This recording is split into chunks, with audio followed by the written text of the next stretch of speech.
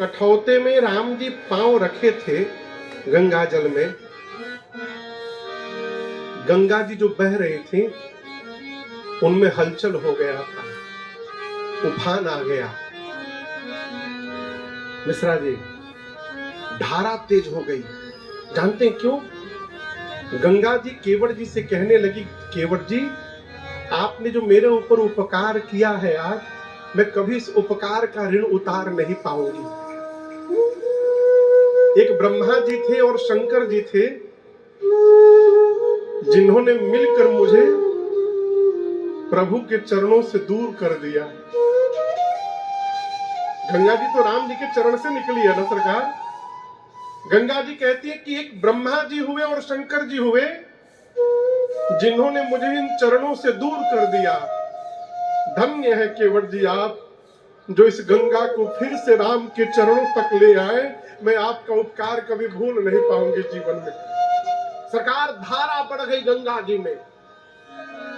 राम जी नाव पर बिठाकर सीता जी को, राम जी को, लक्ष्मण जी को, निषाद राजगुह को बिठाकर केवट जी नाव किनारे से निकाले। इतनी तेज धारा है कि नाव अपने आप भागने लगी। केवट जी कहते माँ माँ माँ माँ माँ, शांत होइए माँ, लहरों को शांत करिए। आप तो ऐसे भाग रही हैं कि नाव तुरंत उस पार लग जाएगी। यदि आज अपने लहरों को आप रोक लेंगी ना, तो मैं 2 घंटा इसी में गोल गोल घुमाऊंगा, राम जी को ले ही नहीं जाऊंगा उस पार के, उतर के जाए वो। केवट जी प्रार्थना करते हैं गंगा जी से, माँ मेरे राघव जी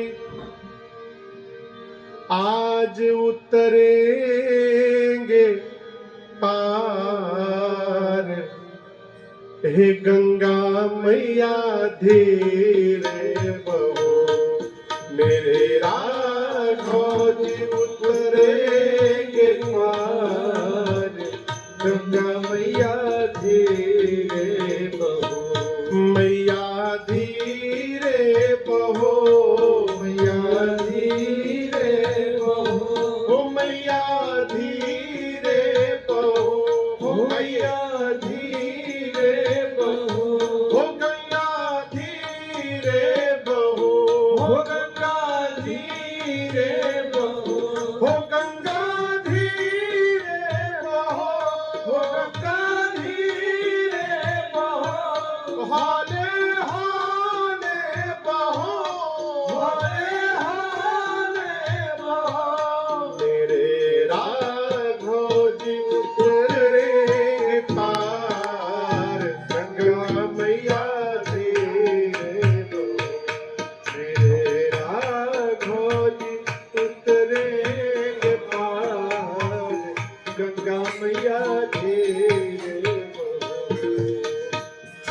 गहरी नदिया नाव पुरानी, गहरी नदिया नाव पुरानी, चल पुरवैया न गति ठहरानी, चल पुरवैया न गति ठहरानी। मेरे प्रियतम हाँ, मेरे प्रियतम बड़े सुकुमार, गंगा मैया धीरे बहो।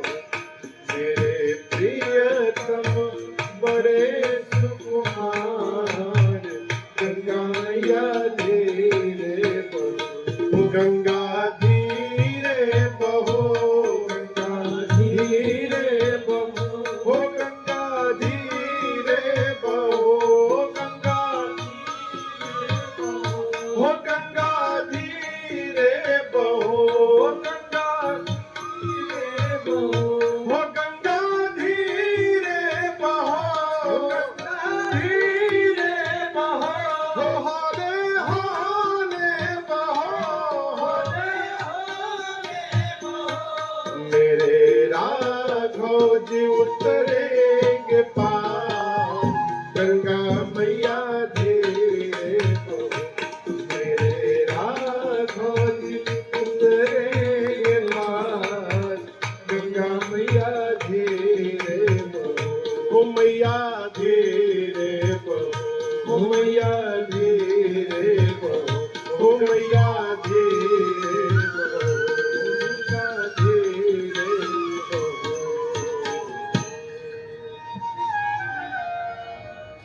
धीरे धीरे नाव चलाते चलाते गंगा जी उस पार केवट जी पहुंचे। उतरी ठाड़ भय, ठाड़ मतलब ठाड़ होना मतलब खड़ा होना। उतरी ठाड़ भय, खड़े हुए। कहां? सुर सरी रेता, रेता यानी बालू, गंगा जी के बालू में उतर के खड़े हुए। कौन? सबसे पहले सी, पहले कौन उतरा? सीता मैया, फिर राम, फिर गुह, फिर लखन समेता। पहले सीता मैया उतरी, फिर रघुनाथ जी उतरे, फिर निषाद राजगुह उतरे, फिर लक्ष्मण जी उतरे। और सबको उतारने के बाद अब केवट उतरी दंडवत कीन्हा। केवट जी ने क्या किया? उतर के क्या किया? दंडवत किया। आप भगवान से मिलने के 8 घंटे बाद दंडवत करेंगे? केवट जी ने अब तक राम जी को ऐसे भी नहीं किया था। जब उस पार उतार लिए, फिर उतारने के बाद लौट गए धरती पर। क्यों?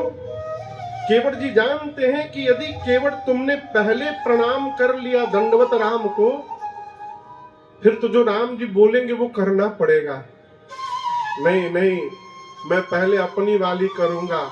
अब मेरे मन वाली जब सब पूरी हो जाएगी तब मैं दंडवत करूंगा। उस पार उतारे और उतार कर केवट जी चरणों में लौट गए भगवान के।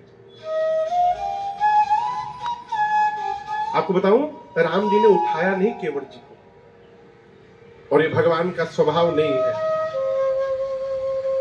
हमारे सामने कोई आके तन के खड़ा हो जाए ना, हमको बर्दाश्त नहीं होता। सरकार, जीव के सामने कोई खड़ा हो जाए, जीव को बर्दाश्त नहीं होता। भगवान के सामने कोई गिर जाए, ये भगवान को बर्दाश्त नहीं होता। ये अंतर है। ये राम जी का स्वभाव नहीं है कि उनके सम्मुख कोई गिर जाए भगवान उसको उठाए नहीं। लेकिन आज राम जी ने केवट जी को नहीं उठाया। जानते हैं क्यों? संकोच के कारण। राम जी सोचते हैं ये सेवक है, ये कह दिया कि मुझे कुछ नहीं चाहिए, मैं तो स्वामी हूं ना। मेरा धर्म यही कहता है कि केवट को बिना कुछ दिए भेज दूं, और यदि आज उठा लूंगा तो उठाने के बाद मैं दूंगा क्या? मेरे पास कुछ नहीं है देने के लिए आज इनको। इस संकोच के कारण रघुनाथ जी उठा नहीं रहे। और गोस्वामी जी कहते हैं कि प्रभु के मन के इस भाव को मेरी मां जानकी जान गई। पिया ही की सिया जान निहारी। मां समझ गई राम जी क्या सोच रहे हैं। मां तुरंत अपने हाथ से सोने की अंगूठी निकाली और मां ने कहा, प्रभु कोई बात नहीं, आप केवट जी को ना ये अंगूठी दे दीजिए, नाथ अंगूठी दे दीजिए। राम जी बोले, अपने हाथ से निकाल लिया आपने सीता जी? मां ने कहा, प्रभु ये मेरा हाथ तो है नहीं नाथ, ये मेरा हाथ नहीं है। विवाह के समय जैसे पिताजी ने इस हाथ को आपके हाथ में दिया था, ये उसी समय से आपका हाथ बन गया था, ये मेरा तो है ही नहीं। और आपकी मर्यादा के आगे, आपके सम्मान के आगे इस सोने की अंगूठी का कोई मेरे लिए अर्थ नहीं है, मतलब नहीं है। आप संकोच से बाहर निकलिए, केवट जी को ये अंगूठी दे दीजिए। वो अंगूठी राम जी लिए नहीं, मां के ही हाथ में थी। राम जी ने केवट भैया से कहा, केवट आपकी मां उतराई दे रही है, स्वीकार करिए। कहे वो कृपाल ले उतराई। कृपालु रघुनाथ जी ने केवट जी से कहा, ले ही उतर आई। दे रही है मां, आप इसको लीजिए। केवट जी क्या किए? केवट चरना गहे अकुलाए। गहे मतलब क्या होता है समझते हैं? गहे गहना। केवट चरण गहे अकुलाई। गहे मतलब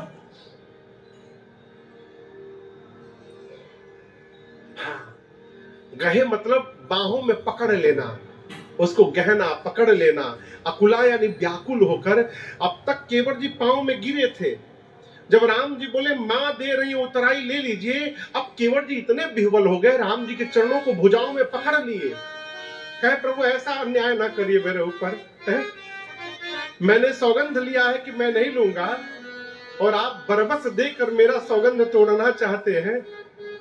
आप मुझे उतराई दे रहे हैं, क्या अब तक मुझे उतराई मिला नहीं है प्रभु? राम जी ने कहा मैंने तो कुछ नहीं दिया आपको।